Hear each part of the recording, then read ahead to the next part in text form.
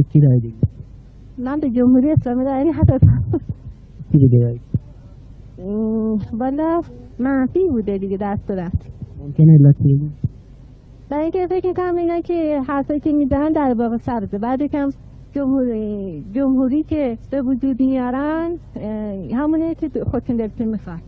چون این در صورت بده است.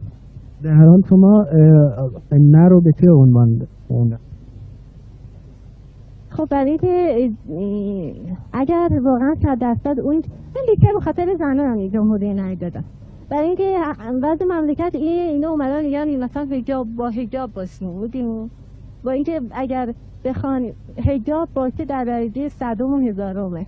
یعنی من فکر میکنم که جمهوری اسلامی مقداری از طرف امریکا باشه. ممالک جمهوری اسلامی بکنن که لااقل تا 25 سال دیگه لااقل کمونیست‌ها رفتون کوتاه بشه.